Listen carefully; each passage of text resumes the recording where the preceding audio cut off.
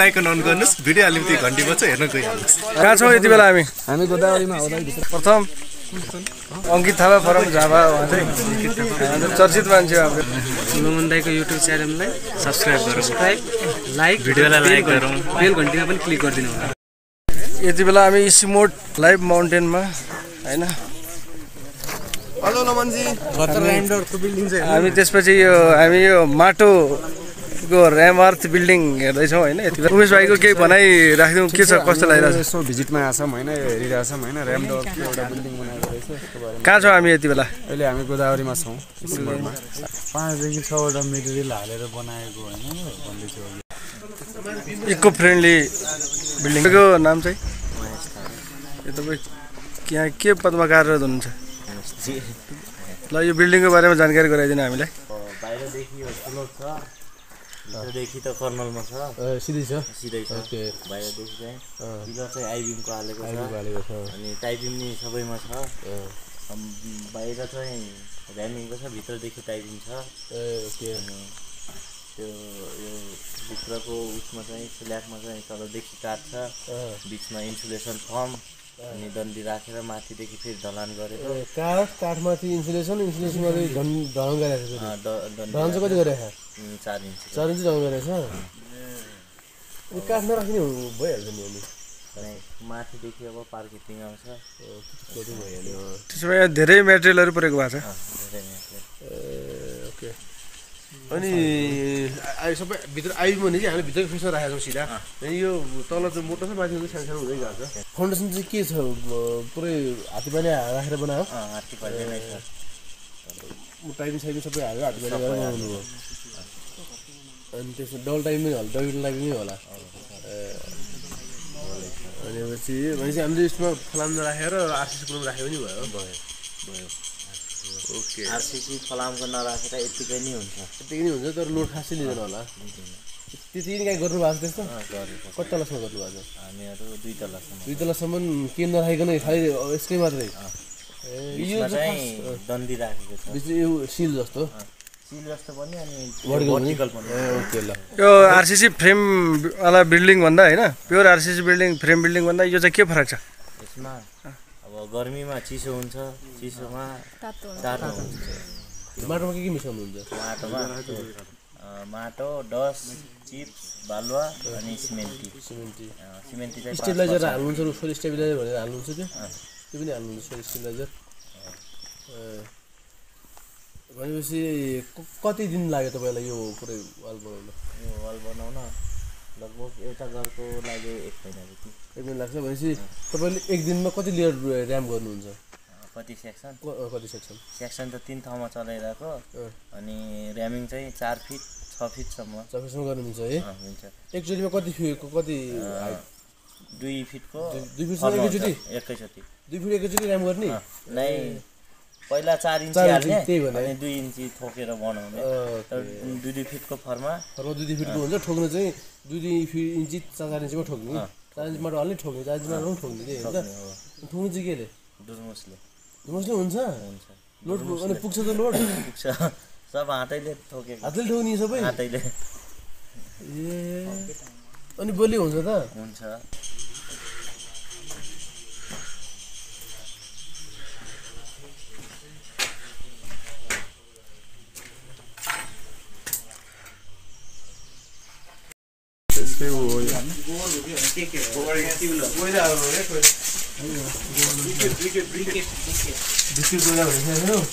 wicket बनमारा झारबाट बनाउँछ के हाम्रो बनमारा भन्नाले कालो झार बनमारा यो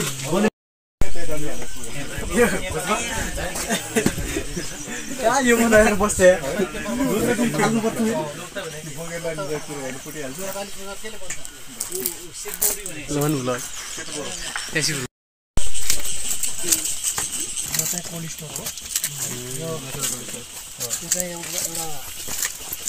ठाउँतिर बस्ने गरिब मान्छेले पनि बनाउन सक्ने खालको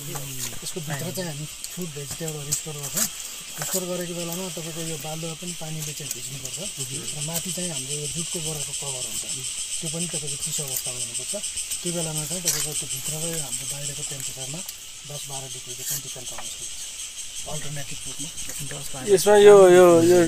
पाइपबाट चाहिँ पोरस पाइपबाट पानी दिइरहने हल्का हल्का थोपछि चाहिँ ड्रिप इरिगेसन जस्तै हो पनि हामीले बनाउनु पर्यो भने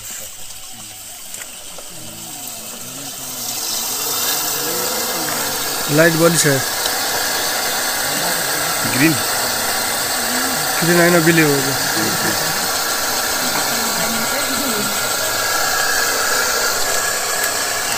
ए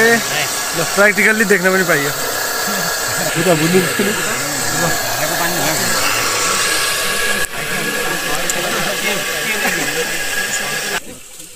त्यो बोर्डमा हेर्नु तल चाहिँ निलो पाइप छ नि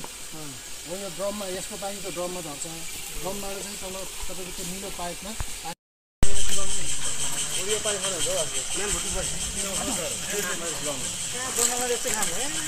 डेडिकेटेड एरिया हो यसमा चाहिँ हामीले जुन सल्ट टेक्नोलोजी अप्नाएर खेतीपाती गर्दै जाउँ त्यसले गर्दा यो अहिले चाहिँ सम्म पाएको होला त्यसको लागि चाहिँ जुन तपाईँले देख्नु भएको यो बिलमा रोपेको बिरुवा यसलाई भन्छ प्लेन इन्डिया यो चाहिँ तपाईँको नाइट्रोजन फिक्सिङ प्लान्ट हो त्यसलाई चाहिँ हामीले फेरि हेड बनाएर प्लान्टेसन गऱ्यौँ हाम्रो यो बिचको एरियामा हामी सिजन अनुसार खनजोत गर्ने तरकारी खेतीहरू गर्ने गर्छौँ त्यसले गर्दा जुन बर्खामा जुन पानी पर्दाखेरिमा माटो जुन बगेर जान्छ नि बग्ने माटोलाई चाहिँ यसले कन्ट्रोल गरिदिन्छ कन्ट्रोल गरेपछि माथिको माटो बिस्तारै तल आएर बस्दै गएपछि यो अटोमेटिकली अहिले सम्म बारी र यो नाइट्रोजन फिक्सिङ प्लान्ट भएकोले एउटा त सोइल इरोजन कन्ट्रोल गर्यो अर्को चाहिँ हाम्रो माटोलाई चाहिँ न्युट्रिसन पनि दिन्छ स्याउ फल्छ सर यहाँ पनि प्र्याक्टिकल्ली फल्छ यो अब योभन्दा धेरै पहिला हामीले रोपेको थियो फलेको थियो होइन तर त्यसको चाहिँ जरामा चाहिँ रातो पनिर लाग्ने समस्या आयो अहिले चाहिँ गत वर्ष नै रोपे हो अब अझै फल्दैन त्यो चाहिँ अब हामीले तर स्याउलाई चाहिँ हिउँ चाहिन्छ भन्ने चाहिँ हाम्रो छ नि त हिमाडलमा पनि छ सर एक ठाउँमा फलिरहेको छ हाम्रो रुम अगाडि मस्त फल्छ जति अब यसको क्लाइमेट सुट भएको ठाउँ हुनुपर्ने त्यस्तो त नहोला हजुर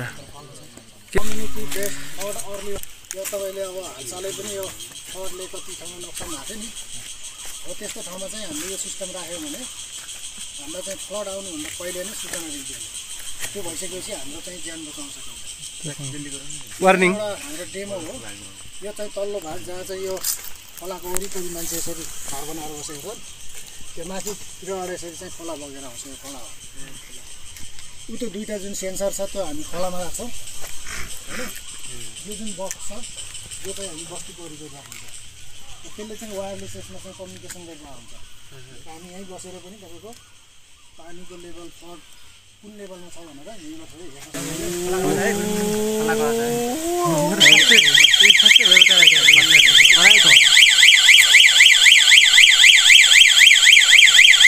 मान्छे भाग्नु पऱ्यो हामी भाग्नु पऱ्यो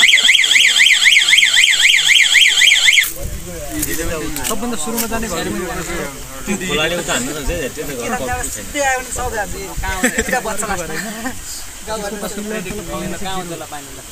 पानी खोले खोला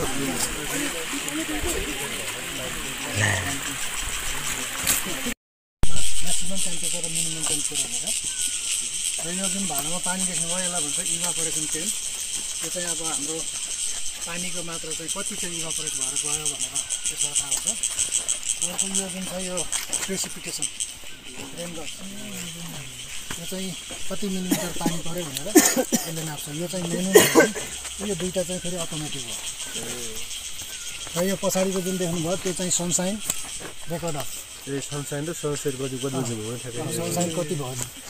त्यसले थाहा हुन्छ र यो भयो म्यानुअल भने तपाईँको यो जुन छ त्यो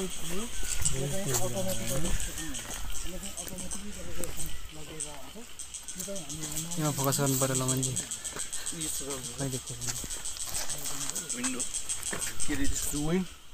त्यसमा तपाईँको wind direction wind speed humidity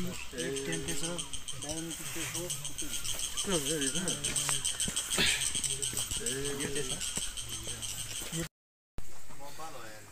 हामी यति बेला इसिमोड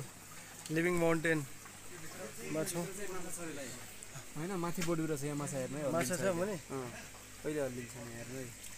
त्यो माथि चाहिँ बोर्ड छ ए यो चाहिँ यो पानीकै उमा एक्वा फार्मिङ भन्छ के भन्छ गुरु यसको तल माछा छ उयो